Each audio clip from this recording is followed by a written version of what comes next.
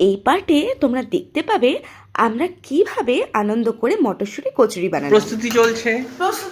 এটা হচ্ছে এই যে আলু সেদ্ধ হয়ে গেছে, নতুন আলু দিয়ে নিরামিষ আলুর দম, জিরে শুকনো লঙ্কা ফোড়ন দিয়ে আদা বাটা টমেটো বাটা সবকিছু একসাথে দিয়ে এখন কষানো চলছে।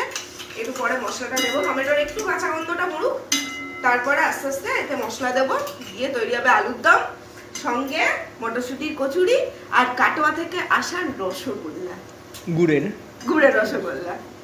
এই যে হাতে নিলাম, মন্ড করলাম, মন্ড করে চলে গেল লেচির ভেতরে।